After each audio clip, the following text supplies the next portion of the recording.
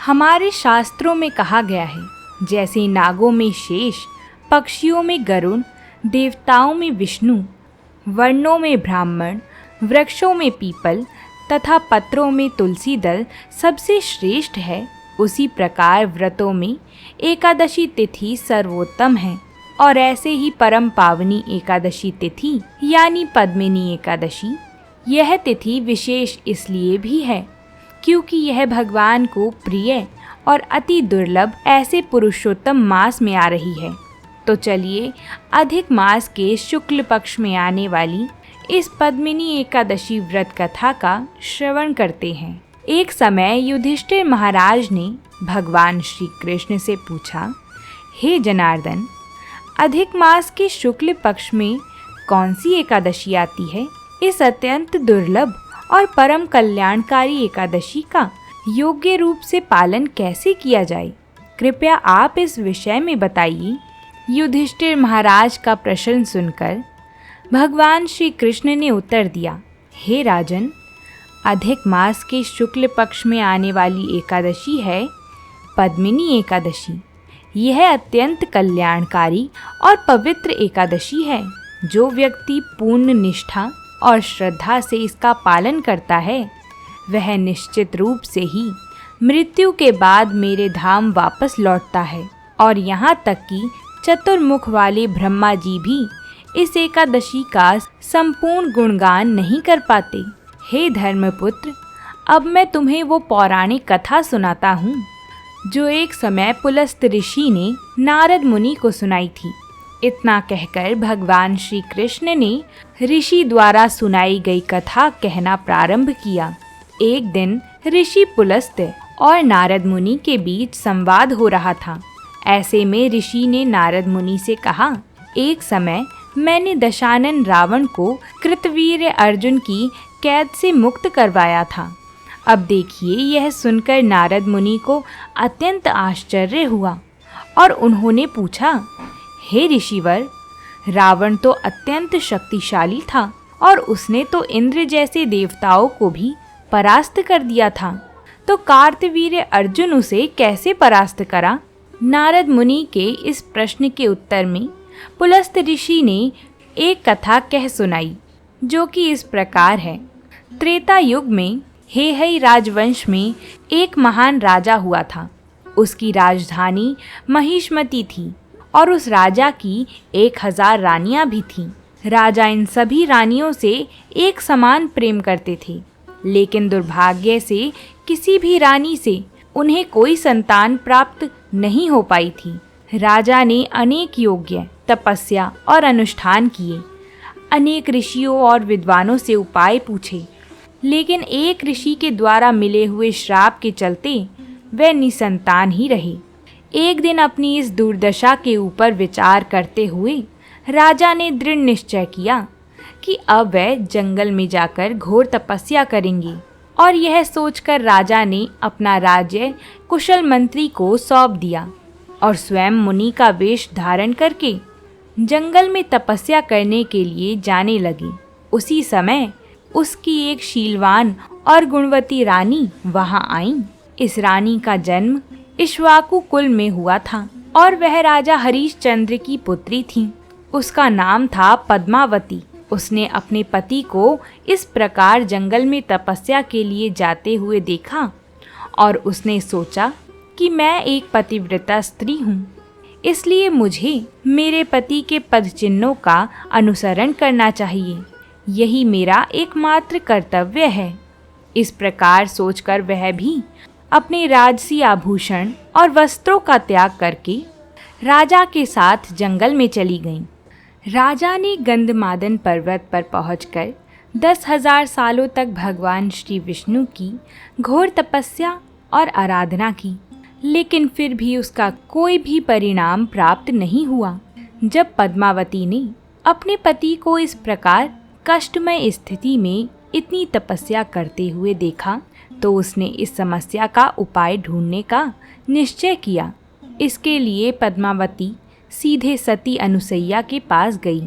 वहां जाकर उसने सती अनुसैया से प्रार्थना करते हुए कहा, हे माता, मेरे प्रिय पति पिछले 10,000 सालों से भगवान श्रीहरि की तपस्या कर रहे हैं, लेकिन अभी तक भगवान नारायण की उनके ऊपर कोई कृपा नहीं हुई। कृपया आप मुझे कोई ऐसा व्रत बताएं जिसका पालन करके हम भगवान श्री हरि को अपनी भक्ति के द्वारा प्रसन्न कर सकें और एक ऐसे पुत्र को प्राप्त कर सकें जो कि समग्र विश्व का चक्रवर्ती सम्राट बने।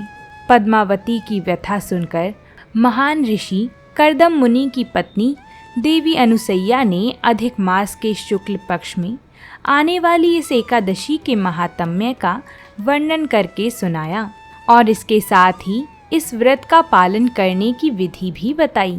पद्मावती ने इन आदेशों का यथारूप से पालन किया और इस एकादशी व्रत का पालन किया। उसकी भक्ति और निष्ठा से प्रसन्न होकर भगवान श्री नारायण उसी क्षण वहाँ प्रकट हुए। उन्होंने कहा, हे पद्मावती, पुरुषोत्तम मास में भक्ति और निष्ठा से तुम्हारे द्वारा इस एकादशी के व्रत का पालन करने से मैं अत्यंत प्रसन्न हुआ हूँ। बताओ, तुम्हें क्या वरदान चाहिए? भगवान श्री नारायण की अत्यंत मधुर वाणी सुनकर पद्मावती अत्यंत भाव विभोर हो उठी।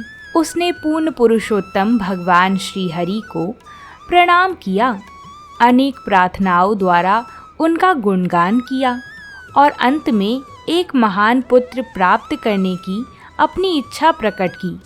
पद्मावती के वचन सुनकर भगवान श्री हरि ने कहा, पुरुषोत्तम मास से ज़्यादा मुझे और कोई मास पसंद नहीं और इस अधिक मास में आने वाली एकादशी बाकी सभी एकादशियों में मुझे सबसे अधिक प्रिय है।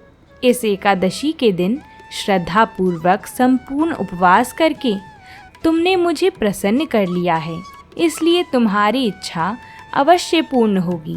यह कहकर भगवान श्री हरि ने राजा से कहा, हे राजन, तुम्हारी पत्नी द्वारा पुरुषोत्तम मास की एकादशी का पालन करने से मैं उस पर अत्यंत प्रसन्न हूँ, इसलिए तुम भी अपना मन चाहा वर मांग सकते हो। यह सुनकर राजा अत्यंत प्रसन्न हो गए। उन्होंने भगवान से प्रार्थना करते हुए कहा, हे ब्रह्मांडपति, कृपया आप मुझे एक ऐसा पुत्र प्रदान करें जो किसी भी देवता, मनुष्य, असुर, दानव या अन्य जीव से कभी भी युद्ध में परास्त ना हो, जिसे केवल आप ही परास्त कर पाएं। भगवान श्री हरि ने उसी क्षण तथास्तु कहा और वहाँ से अंतर्ध्यान हो गए। राजा अपनी पत्नी पद्मावती से अत्यंत प्रसन्न हुआ। कुछ समय बाद रानी पद्मावती ने एक तेजस्वी पुत्र को जन्म दिया, जिसका नाम कार्तवीर्य अर्जुन पड़ा।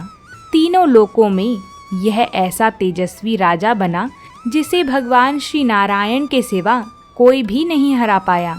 उसकी माता पद्मावती द्वारा की गई तपस्या और भक्ति के कारण कार्तवीर्य अर्जुन 10 शीश वाले अत्यंत शक्तिशाली रावण को भी युद्ध में परास्त कर पाया। इस प्रकार पद्मिनी एकादशी की कथा का समापन करते हुए भगवान श्री कृष्ण ने युधिष्ठिर महाराज से कहा, हे राजन, जो भी व्यक्ति पूर्ण निष्ठा और भक्ति से इस एकादशी का पालन करना चाहता है, उसे 10वीं के दिन में मात्र एक समय भोजन लेना चाहिए। उसके उपरांत 10वीं के दिन उड़द, दाल, पालक, चने, मधु इत्यादि का उपयोग नहीं करना चाहिए। जमीन पर सोना चाहिए और ब्रह्मचर्य का पालन करना चाहिए। दूसरे दिन यानी एकादशी को सुबह ब्रह्म मुहूर्त में उठकर पवित्र नदी के जल में स्नान करना चाहिए और स्वयं को स्वच्छ बनाकर भगवान के पवित्र नामों का जप करना चाहिए। उसके पश्चात भगवान के श्री विग्रह को धूप, दीप, गंध, कपूर, सुगंधित पुष्प इत्यादि अर्पित करनी चाहिए।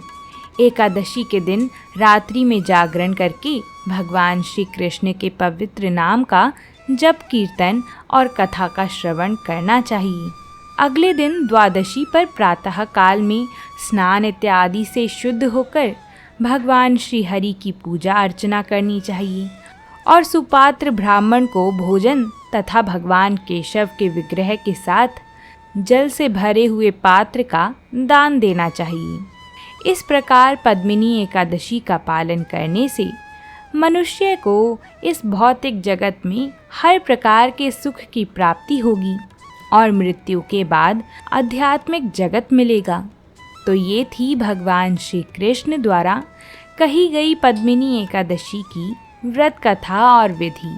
तो पद्मिनी एकादशी के इस शुभ अवसर पर भगवान के नामों का जप अवश्य करें और उनकी कथा लीला ज़रूर सुनें। साथ ही ये वीडियो पसंद आई हो तो हमें कमेंट में जय श्री कृष्णा ज़रूर लिखिएगा।